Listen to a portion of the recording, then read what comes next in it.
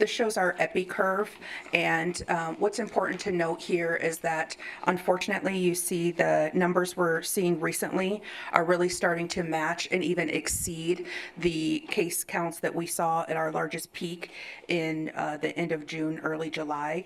At that time, our 7-day average was 3,200 cases a day at the peak.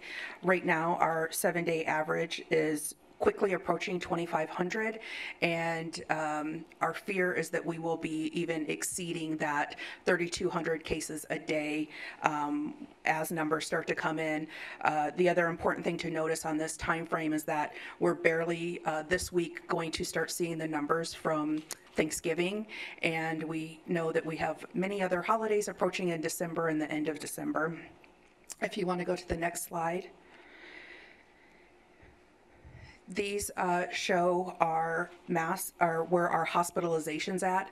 Again, you see that curve for inpatient hospitalizations really going up quickly.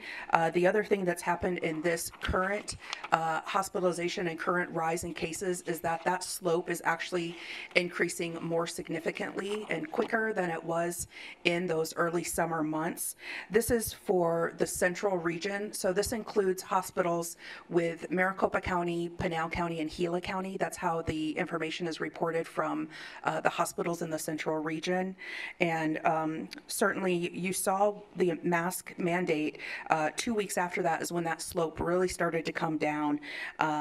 We see at this time that we have the mask mandate. Luckily, we think this would be a lot worse if we didn't have that in place. But there's other things going on in this fall with group gatherings and social events that we think are really contributing to these current cases we're seeing and hospitalizations. If you go to the next slide. These are some projections that were provided by U of A and ASU.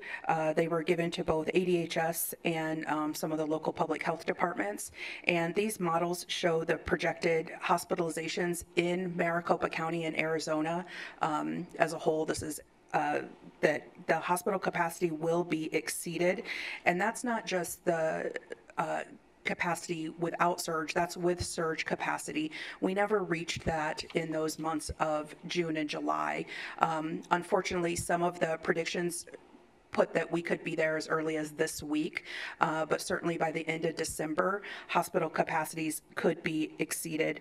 And those projections are also the 3 scenarios take into account that most steep one, kind of the gold yellow color. That's if the holiday effects of Thanksgiving and the holidays have a 15% effect on the case rate. There are studies from Canada and data from Canada showing when the Canadian holiday equivalent to Thanksgiving occurred, they actually experienced a 45% increase. So that's very concerning. And then you also see the current fit is that green. So if we just continue without any additional effects because of the holidays or additional gatherings, you still see where we're at with that green. We're still going to exceed hospital capacity.